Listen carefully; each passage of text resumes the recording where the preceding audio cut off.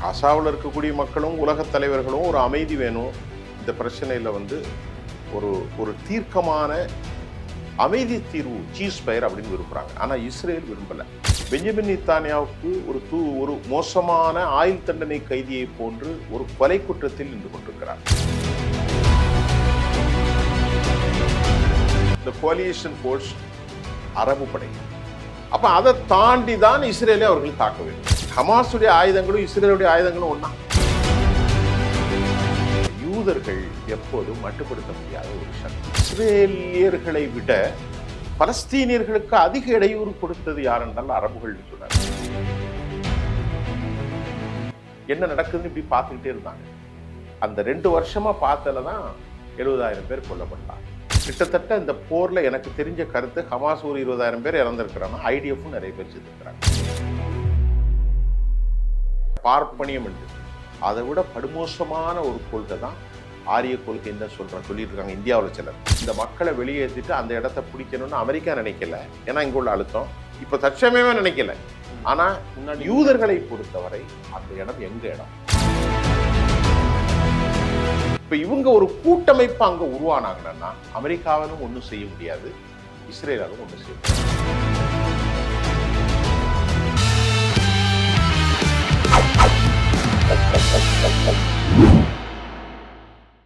GeM TV நேயர்கள் அனைவருக்கும் வணக்கம். இன்னைக்கு அரசியல் ஆடுகளத்தில் நம்ம கூட யார் இணைந்திருக்காரு அப்படின்னு பார்த்தீங்கன்னா பத்திரிகையாளர் சுஃபியான் சார் அவர்கள் தான் இணைந்திருக்காரு. சார் வணக்கம் சார். வணக்கம், சொல்லுங்க தம்பி. சார், இந்த காசா முனையில் போர் தொடர்ந்து ஒரு 2-3 வருஷமா நடந்துட்டே இருக்கு. ஆனா நிறைய பேருக்கு தெரியும் ரொம்ப காலமாவே நடந்துட்டு இருக்கு அப்படின்னு சொல்லிட்டு. இப்போ போர் ஒப்பந்தம் அறிவிச்சதுக்கு அப்புறமே ஹமாஸ் தான் தாக்குறாங்க அப்படின்னு சொல்லி இஸ்ரேல் திருப்பி அடிச்சிட்டு இருக்காங்க. இதை பத்தி நீங்க என்ன நினைக்கிறீங்க? இல்லை, இது எப்படின்னு சொன்னா நாம நிறைய இந்த விஷயமா பேசிக்கிட்டு இருக்கோம். ஒரு இன்டர்நேஷனல் அனலிஸ்ட் மாதிரி இந்த விஷயம் நிறையவே வருது. இந்த பிரச்சனை கடந்த ஒரு 125 ஆண்டுகால பிரச்சனை, 100 வருஷம் மேல பிரச்சனை. இப்ப இஸ்ரேல் என்ன நினைக்கிறாங்க அப்படின்னா வேற ஒன்றும் இல்லை. எளிய நடையில நான் சொல்றேன்னா, காசாவில் இருக்கக்கூடிய மக்களும் உலகத் தலைவர்களும் ஒரு அமைதி வேணும். இந்த பிரச்சனையில ஒரு ஒரு தீர்க்கமான அமைதி தீர்வு சீஸ்ஃபயர் அப்படின்னு விரும்புகிறாங்க. ஆனால் இஸ்ரேல் விரும்பலை. ஏன்னு கேட்டால் அவர்களுக்கு அந்த வேதம், தௌராத் வேதம், அவர்கள் இருக்கக்கூடிய அந்த வேதத்தில் இது கடவுளுடைய பூமி, இது இந்த லேண்ட் ஆஃப் காட், இது காட் ப்ராமிஸ்ட் லேண்ட். அதனால் எந்த ஒப்பந்தம் போட்டாலும் அமெரிக்கா என்ன சொல்லிட்டாங்க, இந்த மக்கள் இனி அங்கிருந்து வெளியேற்றப்பட மாட்டார்கள், அது வில் நாட் ஹேப்பன், ஒருபோதும் நடக்காது அப்படின்ட்டு அமெரிக்கா சொல்லிட்டாங்க. இப்போ அமெரிக்காவுக்கு என்ன பிரச்சனைன்னா, அவர்களுடைய நம்பகமான கூட்டாளிகளும் பண முதலாளிகளாகவும் அரபுகள் தான் இருக்கிறாங்க. சவுதி அரேபியா, கத்தர், யுஏஇ, இப்படி நாடுகள் இருக்கிறாங்க. இப்போ அந்த நாடுகளுடைய ஒரு சப்போர்ட் இல்லாமல் அமெரிக்காவுக்கு எதுவும் பண்ண முடியாது. மத்திய கிழக்கு பொறுத்தவரை நிரந்தர எதிரியாக அவர்களுக்கு இப்போ சைனா இருக்கிறது, ரஷ்யா இருக்கிறது. இப்போ இந்தியாவையுமே அந்த டேரிஃப்ல பாய்ச்சிட்டு இருக்காங்க. இப்போ மத்திய கிழக்கு அவர்களுக்கு ரொம்ப ரொம்ப முக்கியமான இடமா இருக்கனால அதுல ஒரு ரவுடி மாதிரி ஒரு இஸ்ரேல ஒருத்தனை கொண்டு வச்சாங்க. அது இஸ்ரேலுடைய நாடாக இருக்கிறது, அது வேற விவகாரம். அதுக்கேற்றவாறு பெஞ்சமின் நெத்தன்யாகு நடக்கவில்லை. இப்ப இந்த பிரச்சனையில எந்த அளவிற்கு அவர்கள் தொடர்ந்து அந்த ஒப்பந்தத்தை 20 பாயிண்ட பின்பற்றுவாங்கன்னு தெரியல. ஆனா பின்பற்றாம இருக்கிற காரணத்தால தான் நேற்று அமெரிக்காவினுடைய வைஸ் பிரசிடென்ட் ஜேடி வான்ஸ் வந்திருக்கிறார் டெல் அவீவுக்கு. அவருக்கு பக்கபலமாக ஜெரி குஷ்னர் மற்றும் ஸ்டீவ் விட்காஃபாக இருக்கிறாங்க. அவங்க ஒரு இன்கிரெடிபிள், ஒரு optimist society must be possible அப்படிங்கிற கருத்தை சொல்றாங்க. ஆனாலும் எனக்கு என்ன விவகாரம்னா, பெஞ்சமின் நெத்தன்யாவுக்கு ஒரு மோசமான ஆயுள் தண்டனை கைதியை போன்று ஒரு கொலை குற்றத்தில் நின்று கொண்டிருக்கிறார். ஆல்ரெடி அவங்க அதாவது போர் குற்றத்தினால அவர் அரெஸ்ட் பண்ண சொல்லி அதனால இன்டர்நேஷனல் கோர்ட் ஆஃப் ஜஸ்டிஸ் அவரை அரெஸ்ட் பண்ணணும் அப்படின்னு ஒரு முடிவு எடுத்திருக்கிறாங்க. இதனால கனடா போன்ற நாடுகளும் எல்லா நாடுகளுமே இவனுக்கு எதிராக இருக்கு. அப்படி ஒரு சூழ்நிலையில் கடைசி வரைக்கும் இந்த போரை நடத்தினாதான் இன்னும் தொடர்ந்து ஆட்சியில் இருக்க முடியுங்கிற நிலையில இதை எப்படியாவது குவாஷ் பண்ணணும் அப்படிங்கிற மறைமுக திட்டத்துல தான் பெஞ்சமினும் அவரோடு கூட இருக்கக்கூடிய வலதுசாரி தீவிரவாதிகளான பெஞ்சமினுடைய அமைச்சரவைகள் இருக்கக்கூடிய 2 பேர், அவர் ஒருத்தர் பெசலில் ஸ்மோட்ரிச், மற்றவர் தேசிய பாதுகாப்பு அமைச்சர் பென் கெவிர். நீங்கள் இந்த ஒப்பந்தத்துக்கு ஒத்துக்கிட்டா நாங்கள் சப்போர்ட்டை வாபஸ் பண்ணிடுவோம். அப்போ அவன் ஆட்சியில் தொடரணும்னா ஒப்பந்தத்தை ஒத்துக்கிடக்கூடாது. அதனால அமெரிக்கா நேற்று அவசரமாக பேசுவதற்கு ஆளை அனுப்பியிருக்கிறாங்க. அதுதான் இன்னைக்கு வரக்கூடிய செய்தியா. ஆனா இது வந்து இப்ப தாக்குதல் நடத்துறது வந்து அமெரிக்காவுக்கு தெரியும், தெரியாத மாதிரி தான் வந்து ரியாக்ட் பண்ணிட்டு இருக்காரு ட்ரம்ப் வந்து. அமெரிக்காவுக்கு எல்லாம் தெரியும். அமெரிக்காவுக்கு இவன் யாரு அவன் யாரு. ஏன்னா தனது மக்கள் 70,000 பேர் இறந்துட்டாங்க. பலர் ஊனமுட்டு 2 லட்சம் பேர்கிட்ட இருக்காங்க. இன்னும் 30,000 40,000 சடலங்கள் கிடக்குது. வாழ்றதுக்கு வழி இல்லை, குடிக்க தண்ணி இல்லை, உணவு இல்லை, சாப்பாடு இல்லை. அப்போ அவங்க எப்படி ஒரு உளவியல் ரீதியாக எப்படி அவங்க போர் செய்வாங்க? போர் செய்ய விரும்ப மாட்டாங்க. ஆனா இவன் வந்து போர் செய்யறதுக்கு தூண்டுறாங்க. இதுதான் பெரிய ஒரு விபரீதமான உலக நடவடிக்கையா பார்த்துட்டு இருக்கு. இப்போ மெயினா அவங்க வந்து எதை வந்து தப்பா சொல்றாங்க அப்படின்னு பாத்தீங்கன்னா, ஹமாஸ் பக்கம் தான் வந்து தப்பு சொல்றாங்க. அவங்க வந்து ஆயுதங்களை சரணடைய மாட்டாங்க, கீழே போட மாட்டாங்க அப்படிங்கிறாங்க. இப்போ அதையும் போட்டா இவன் இவ்வளோ 66,000 பேர்த்த கொண்ட அவர் வந்து இப்போ இந்த மீதி இருக்கிற மக்களை வந்து கொல்ல மாட்டாங்கன்னு நிச்சயம் இல்லை. இப்போ அவங்க போட்டாங்கன்னா வெறும் கையை கட்டிட்டு சும்மா நிக்கிற மாதிரி தான் இருக்கும் மற்ற நாடுகளை சுத்தி அப்படி பார்த்துட்டு. ஆக்சுவலி வந்து ஹமாஸுடைய தலைவர் கலீலுல் ஹயா என்ன சொல்றாருன்னா, ஆயுதங்கள் டிஸ்ஸம் அப்படிங்கிறதே ஒப்பந்தத்தில் இல்லை. ஆயுதங்கள் வந்து ஹமாஸ் வந்து ஒரு எலெக்டட் பாடி. ஹிஸ்புல்லா மாதிரியோ ஹவுதிகள் மாதிரியோ ஒரு ரெபல்ஸ் இல்லை. பிஎல்ஓக்கு எதிராக நடந்த போராட்ட ஒரு எலெக்ஷன்ல அவங்க வெற்றி பெற்று நிர்வாகத்தை பதவியேற்றிருக்கிறார்கள். ஹமாஸ் தான் அவங்களுடைய நிர்வாகம். அப்படி இருக்கும்போது நாங்க ஒரு போலீஸ் படையாக இருக்கிற போது எங்களுக்கு ஆயுதம் வேணும். அமெரிக்காவும் ஒத்துருக்கிறது. அங்குள்ள இனக்குழுக்கள், போராளி குழுக்கள், அங்குள்ள ஜிஹாதிகள், அங்குள்ள தீவிரவாதிகள், தேச துரோக கூட்டங்கள், ஆன்டி சோசியல் எலமெண்ட்லாம் கட்டுப்படுத்துவதற்கு எங்கள்கிட்ட ஆயுதம் இருக்கணும். அமெரிக்காவும் ஒத்துக்கொண்டிருக்கிறது. இப்போ நீங்க வெளியே போயிட்டா, இப்போ இந்த ஒப்பந்தத்தில் ஃபுல் ஃபோர்ஸு இங்க இருந்து லெஃப்ட் ஆயிடணும், வெளியே போகணும் அப்படிங்கிறதா ஒப்பந்தம். அப்ப நீ வெளியே போயிட்டா ஹமாஸ் ஆயுதம் வைத்திருந்தால் உனக்கு என்ன? ஒன்றும் பிரச்சனை இல்லை. அதுல இந்த பார்டர்ல லைன் ஆஃப் கோட்ல, எல்லை கோட்ல இன்டர்நேஷனல் ஃபோர்ஸ் வந்து நிறுத்த போறாங்க. இந்த கோலியேஷன் ஃபோர்ஸ், அரபு படைகள். அப்ப அதை தாண்டி தான் இஸ்ரேலை அவர்கள் தாக்க வேண்டும். அப்படி இஸ்ரேல் தாக்குகின்ற போது நல்லா புரியுங்க, நீங்க ஹமாஸுடைய ஆயுதங்களும் இஸ்ரேலுடைய ஆயுதங்களும் ஒன்னா? எவ்வளவு பெரிய ஆயுதம் அது! 1000 மடங்கு, இது ஒரு 10 மடங்கு கொடுக்குது. அப்ப மறுபடியும் இவர்கள் தாக்கலாம். அப்ப வேண்டுமென்றே பிரச்சனையை கிளப்புறாங்க. நாளை அரபு படைகளை, கோலியேஷன் இன்டர்நேஷனல் ஃபோர்ஸை தாக்கித்தான் அவர்கள் ஆயுதங்களை கொண்டுட்டு இஸ்ரேலை தாக்க முடியும். அப்ப அப்படி ஒரு அரபு படைகள் தாக்க ஆரம்பித்தால் எல்லா படைகளும் சேர்ந்து ஹமாஸை தாக்குவார்கள். அந்த சூழ்நிலைக்கு ஹமாஸ் ஒருபோதும் போகாது. அப்படி ஒரு சூழ்நிலை வந்து அரபு படைகள் விலகிவிட்டால் நீங்கள் மறுபடியும் தாக்குதல் நடத்தலாமே. அப்ப இந்த ஆயுதங்கள் மௌனிக்கணும் என்று சொல்வதை பொய்யான காரணம். புரியுதா உங்களுக்கு? அவங்க சொன்ன மாதிரி கிட்டத்தட்ட ஒரு 13 பாடியை கொடுத்துட்டாங்க நேற்று வரைக்கும். இன்னொரு 13 பாடி, 12-13 பாடி இருக்கு. அவங்க என்ன சொல்லியிருக்கிறாங்க, இது வந்து ரொம்ப கஷ்டம், ஆனா நாங்க முடிந்த அளவு வேகமா பார்க்குறோம், நீங்களும் உங்க ஃபோர்ஸ் அனுப்புங்கன்னு சொல்லி ஹமாஸ் சொல்லியிருக்கு. அதுக்கு துருக்கியிலேருந்து எக்யூப்மெண்ட்ஸ் நல்லா அனுப்பியிருக்கிறாங்க. அவங்க சர்ச் ரொம்ப தேடுதல் வேட்டையில துரிதமாக they found some bodies yesterday, day before நினைக்கிறேன். அப்போ இது going to be very nice. போயிட்டு தான் இருக்கு. இவங்க இதுக்கு இடையில 100 பேரை கொண்டிருக்கான், 80 முறை வயலேட் பண்ணியிருக்கிறான் சீஸ்ஃபயரை. எப்போதும் குறித்து கொள்ளுங்க, யூதர்கள் எப்போதும் மட்டுப்படுத்த முடியாத ஒரு சக்தி. ஒரு 1500 வருஷமா இப்படிதான் நடந்துகிட்டு இருக்கு, 2000 வருஷமா இப்படிதான் நடக்குது. இது வந்து தொடரக்கூடிய ஒரு சூழல் தான் இருக்கு. இது வந்து ஒரு சாத்தியம் இல்லை. வேண்டுதான் அவங்க குழப்புறாங்க. நான் சொன்ன காரணம்லாம் பார்த்துக்கிடுங்க. நாளைக்கு இந்த ஃபோர்ஸ் இதானாலும் அவங்க அடிக்கலாம். உங்களை விட வலுவான துப்பாக்கி ஒன்றும் அவங்கள்ட்ட கிடையாது. இது சும்மா சொல்லி இதை எப்படியாவது டிஸ்மேண்ட், உடைச்சி தகர்த்து ஸ்குவாஷ் பண்றதுக்கு முயற்சி பண்றாங்க. சார், எனக்கு இருக்கிற ரொம்ப நாளாவே எனக்கு இந்த டவுட் இருக்கு. என்ன அப்படின்னு பாத்தீங்கன்னா, இப்போ இஸ்ரேலுக்கு வந்து அமெரிக்கா வந்து வெளிப்படையாகவே வந்து உதவி செய்யறாங்க. ஆமா. ஆனா பாலஸ்தீன் வந்து முஸ்லீம் நாடு தானே. அங்க இருக்கிற மக்களை சேவ் பண்றதுக்காகவாது நிறைய முஸ்லீம் நாடுகள் இருக்காங்க. அவங்க எல்லாம் ஏன் வந்து உதவி பண்ணாலுமே வந்து ரொம்ப உதவி பண்றது இல்லை. எனக்கு தெரிஞ்சு யாருமே உதவி பண்றது இல்லை. என்கிட்ட ஒரு ஐநாவுடைய மிக முக்கிய பொலிட்டிக்கல் அனலைசரை ஒரு இன்டர்நேஷனல் லெவலில் நான் ஒரு பேட்டி அவரை எடுத்தேன். அவர் ஒரு நாள் சொன்னார் என்கிட்ட, இஸ்ரேலியர்களை விட பலஸ்தீனியர்களுக்கு அதிக இடையூறு கொடுத்தது யார் என்றால் அரபுகள்னு சொன்னார். எனக்கு அந்த கருத்து ரொம்ப ஆச்சரியமாச்சு. ஏன் அப்படி சொன்னார் அப்படின்னு அவருக்கு தெரியல. அரபுகள் வந்து துருக்கி வந்து பெரிய ஒரு வல்லரசு, அது மாதிரி எகிப்தும் பெரிய இதுதான். சவுதி அரேபியா அமெரிக்காவுடைய ஆயுதங்களை வைத்திருக்கிறாங்க.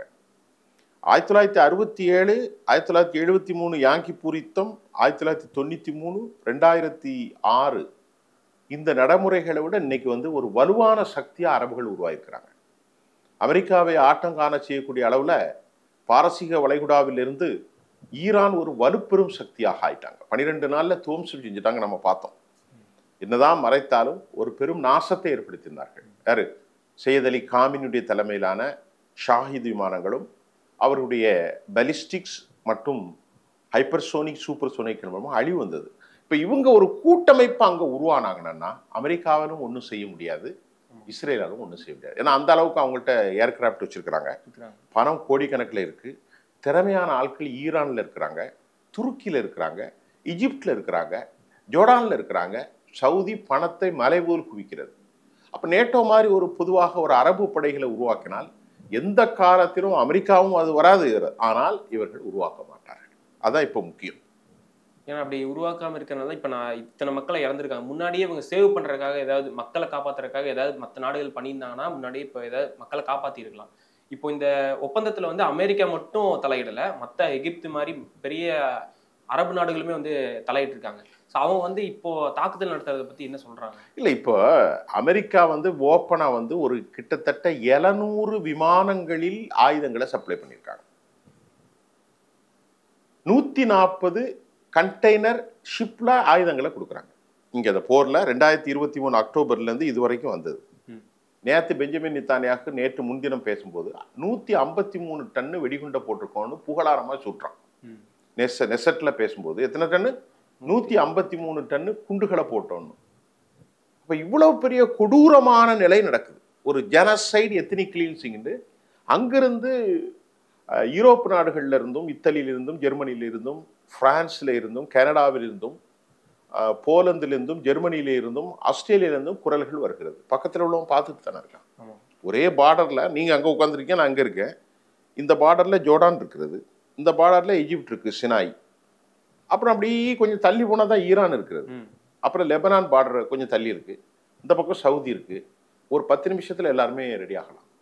அவர்கள் வராததுக்கு காரணம் அவர்களுக்கு இந்த உலகத்தில் இருக்கக்கூடிய ஒரு பெரிய ஆசை, அவா. அது மட்டும் இல்லாமல் அமெரிக்காவிட்ட இவங்க எடுத்து பேசலாம், போர் செய்யணுங்கிறது இல்லை, அமெரிக்காவோட அழுத்தம் கொடுக்கலாம். உடனடியாக இந்த பலஸ்தீனத்தில் 70,000 பேரை கொலை செய்திருக்கிறார்கள். 1,40,000 பேர் ஊனமுட்ட நிலையில சவுதியோ, ஈஜிப்டோ, துருக்கி எர்டோகன் இவங்க எல்லாரும் சேர்ந்து வலுவான ஒரு கட்டமைப்பை, இந்த கூட்டமைப்பு ஃபார் பீஸ், நிரந்தர பீஸ் சொல்லி அமெரிக்காவை கூப்பிட்டு பேசினால, எதுவுமே செய்யல. ஈரான் எனக்கு உதவி செய்யுங்க அப்படின்னு சொன்னா ஈரானுக்கும் உதவி செய்யல. இவங்க சேர மாட்டாங்கிறது உலகம் முழுவதும் தெரியும். அதனால அமெரிக்காவை என்ன செய்யறது, பிரித்தாளும் சூழ்ச்சியில இவங்களை தனியே காய நகட்டுறாங்க. இன்னைக்கு அமெரிக்காவுக்கு ஒரு பெரும் அழுத்தம் வருவதற்கான நிலையை சொல்லிக்கிட்டு கண்டனம் மட்டும் தான் செய்வாங்க, கன்னடம் மட்டும் தான், அதாவது கண்டனம் மட்டும் தான் தெரிவிப்பாங்க. ஆனா எந்த ஒரு இதுவும் செய்ய முயற்சி எடுக்க மாட்டாங்க. இவங்க அரபு போர்ட்ஸ் உள்ள போயிருந்தா கூட ஓரளவுக்கு இந்த மரணத்தை தடுத்திருக்கலாம். ஒரு 10 நாள் 20 நாள்ல எல்லா படைகளுமே உள்ள என்ட்ரு ஆயிருந்தா கூட நிறைய பேரை தடுத்திருக்கலாம். ஒரு பெரிய போர் வந்திருக்கும், மக்கள் கொல்லப்படுவதை தடுத்திருக்கலாம். இவங்க அனைவரும் they are sitting on the spectators gallery, they have been completely watching. என்ன நடக்குதுன்னு இப்படி பார்த்துக்கிட்டே இருந்தாங்க. அந்த 2 வருஷமா பார்த்ததுல தான் 70,000 பேர் கொல்லப்பட்டாங்க. 90% வீடு அழிக்கப்பட்டது, கர்ப்பிணிகள் கொல்லப்பட்டார்கள், முதியோர்கள் கொல்லப்பட்டார்கள், வயதானவர்கள் கொல்லப்பட்டார்கள். இன்னைக்கு கிட்டத்தட்ட இங்கிலாந்துக்காரன் சொல்றக்கூடிய ஒரு வார்த்தை கூட 500 பில்லியன் நீ கொடு. யார் சொல்றா? ஸ்டோமர்ஸ் சொல்றார், இங்கிலாந்துடைய பிரசிடென்ட். ரொம்ப அழகா சொல்றார், இந்த மக்களை சாகடிச்சே 500 பில்லியன் கொடு. 500 பில்லியன்னா 40 லட்சம் கோடி கொடுங்கிறான். அவர்கள் பேசக்கூடிய அந்த உணர்வான பேச்சுக்கெல்லாம் மனிதநேயத்தோட பேசுறாங்க. பிரான்ஸ் கூட மனிதநேயத்தோட எல்லாருமே பேசுறாங்க. ஆனா இவங்க யாரும் மனிதநேயத்தோடு நடக்கலையோ என்கிறது தான் ஒரு சந்தேகம். இப்போ அந்த 60,000 மக்கள் வந்து இறந்தது வந்து ஒரு மிகப்பெரிய விஷயம். ஆனா அது வந்து இப்போ வரையுமே ஒரு பெரிய விஷயமா, ஏன் இவ்வளோ பேரை வந்து கொண்டிருக்காங்க, இவ்வளோ பேர் வந்து இறந்துருக்காங்க? ஏன்னா இத்தனை பேர் வந்து ஹமாஸ் படையில் இருக்காங்களா? அவங்க மெயினாக சொல்லி கொன்னது காரணமே ஹமாஸ் அழிக்கணும், அதுக்காக நாங்கள் இது பண்றோம் அப்படின்னு சொல்லி தான் அழிச்சாது. ஆனா இவ்வளோ மக்களை அழிச்சதுக்கு அப்புறமும் திரும்ப நாங்கள் ஹமாஸ் அடிப்போம் அப்படின்னு சொல்லிட்டு இது பண்ணிருக்காங்க. ஒருவேளை ஹமாஸே திரும்ப வந்து இஸ்ரேல தாக்க ஆரம்பிச்சாங்கன்னா இப்போ அமெரிக்கா மற்ற நாடுகள்லாம் சும்மா இருந்திருப்பாங்களா? இல்லை, ஹமாஸ் வந்து எப்படின்னா நமக்கு கிடைச்ச தகவல் ஃபுல்லாக பார்க்கும்போது ஹமாஸ் வேற, மக்கள் வேற இல்லை. அந்த மக்கள் வந்து they believe and trust on Hamas, ஹமாஸின் மீது நம்பிக்கை வைக்கிறாங்க. அவங்க அந்த மக்களுடைய ஒருவராகத்தான் இருக்கிறார்கள். பங்கரை வச்சிருக்கிறாங்க, டெனாலா வச்சிருக்கிறாங்க, அதுக்குள்ள ஆயுதங்கள்லாம் இருக்கு. ஆனால் அவர்கள் மக்களோடு மக்களாக இருக்கிறார்கள். அதனால ஹமாஸை வந்து கிட்டத்தட்ட இந்த போர்ல எனக்கு தெரிஞ்ச கருத்து, ஹமாஸ் ஒரு 20,000 பேர் இறந்திருக்கிறாங்க, ஐடிஎஃப்பும் நிறைய பேர் செத்துருக்கிறாங்க. இஸ்ரேல் வந்து மறைக்கிறது அவ்வளத்தையும். 1000 பேர் தான் இறந்தாங்கிறான். 2 வருஷத்துல 1000 பேரா செத்துருப்பான். ஏராளமான பேர். அது மட்டும் இல்லாம இஸ்ரேல்ல நடத்திய தாக்குதல், ஈரான் நடத்திய தாக்குதல், ஹவுதி நடத்திய தாக்குதல், ஹிஸ்புல்லா நடத்திய தாக்குதல், இந்த தாக்குதல்ல ஹமாஸ் வேறு, பலஸ்தீன மக்கள் வேறுன்னு மறைக்க முடியாது. ரெக்ரூட் பண்ணிக்கிட்டே இருக்கிறாங்க. இப்ப 40,000 பேர் இருக்கிறாங்க. அவங்க அனைவரும் மரணத்துக்கு தயாரா இருக்காங்க. அதனால அவர்களுக்கு சாவு பத்தி ஒன்றும் பிரச்சனை இல்லை. அல் ஜசீரா போன்ற காணொலிகளை பார்க்கிற போது இவங்க தங்களை ப்ரொடெக்ட் பண்றதுக்காக வாழ்றாங்க, அவங்க தாங்க மரணிக்கிறதுக்காக வாழ்றாங்க. 2 பேருமே ஆபிரகாமுடைய வழி சிந்தாதைகள். ஆனால் அவங்க எப்படின்னா, நாங்க மட்டும்தான் இந்த பிரச்சனைக்கு காரணமே மேலாதிக்க வர்ணாசிரம சித்தாந்தம். இன்னைக்கு சொல்றோம் இல்லையா, பார்ப்பனியம் என்று. அதை விட படுமோசமான ஒரு கொள்கை தான் ஆரிய கொள்கைன்னு தான் சொல்லிட்டு இருக்காங்க இந்தியாவில் சிலர். அதை விட பயங்கரமான தீவிரவாத கொள்கை தான் யூதர்களுடைய ஒரு விவகாரம். அதனால தான் பலஸ்தீனர்களை அவர்கள் இல்ட்ரீட் பண்றாங்க. பலஸ்தீனர்களை மனிதர்களாக கூட அவங்க மதிக்கிறது இல்லை. அவங்க அழிக்கணும், நாய்களை விட மேலே அப்படிங்கிறது தான் அவங்களுடைய திட்டம். எனக்கு என்னவோ இது ஒரு நீண்ட காலமா அந்த சமாதானம் ஒரு இன்கிரெடிபிளா அது ஏற்படுமா, அது ஒரு uncertainty to be appear in the region. இது ஒரு பெர்மனன்ட் சொல்யூஷன் வருவது சாத்தியமில்லை என்று தான் நான் நினைக்கின்றேன். இதற்கான தீர்வு என்னங்கிறது நமக்கு புரிய மாட்டேன். ஏன்னா இது இப்போ இந்த போட்டிருக்க ஒப்பந்தமே வந்து பாத்தீங்கன்னா சும்மா மேலோட்டமா இதை போட்ட மாதிரி தான் தெரியுது. ஹமாஸ் எவ்வளோலாம் பிடிக்க முடியல, ஒப்பந்தங்கிற பேர்ல அவங்கள மொத்தமா நாட்டில் இருக்கிற எல்லாத்தையுமே மொத்தமா அழிச்சிட்டு நம்ம பாலஸ்தீனை ஃபுல்லா எடுத்துக்கலாம் அப்படிங்கிற மாதிரி இஸ்ரேல் பிளான் போட்டு இதை பண்ண மாதிரி தான் வந்து தெரியுது வெளியே இருந்து பார்க்கும்போது. 2025 ஜனவரி 19 டொனால்ட் ட்ரம்ப் ஆட்சிக்கு வர்றார். அவர் சொல்றாரு வந்த உடனே, இன்னைக்கு ஒரு எத்தனை மாசம் ஆச்சு, இன்னைக்கு அக்டோபர், 10 மாசம் ஆச்சு. இந்த 10 மாசத்துக்கு முன்னாடி வந்த அன்னைக்கு சொல்றாரு. அதுக்கப்புறம் சொல்றாரு காசா வந்து நாங்க எடுத்துருவோம், உங்கள்கிட்ட எல்லாம் கேட்க மாட்டோம், அமெரிக்க அதிபர் சொல்றாரு. அவரு சொல்லிட்டு அப்போ காசாவை எல்லாரையும் வெளியே தள்ளிட்டு லிபியாவுக்கு தள்ளுறாங்க. முதல்ல பேசினாரு அமெரிக்க அதிபர், எகிப்தோட பேசினாரு, ஜோர்டான்கிட்ட பேசினாரு. அவங்க நாங்க அக்செப்ட் பண்ண மாட்டேன்ட்டாங்க. லிபியாவில் பேசினாரு. அப்புறமா வறுமையில் இருக்கக்கூடிய ஆப்பிரிக்க நாடுகள்லாம் பேசினாரு, கானால பேசினாரு, சூடான்ல பேசினாரு. எவனுமே எடுக்க மாட்டான். யார் எடுப்பாங்க? இந்த மக்கள் போகுவாங்களா? போகவும் மாட்டாங்க. ஏற்கனவே 1948 7 லட்சம் மக்கள் வந்து ஃபோர்ஸபிள் எவாக்குவேட் இங்கிருந்து வலுக்கட்டாயமாக வெளியேறினாங்க. அவங்க ரெஃப்யூஜிஸாக இருக்கிறாங்க. அவங்க உள்ள வர்றதுக்கு அலோவ் பண்ண மாட்டாங்க. இவ்வளவு கொடூர்மையாக உலகத்தில் எந்த சமூகமும் நடந்ததாக எனக்கு தெரிய அளவுல ஜினோசைடு, ஆர்மேனியன் ஜினோசைடு நிறைய நடந்திருக்கு.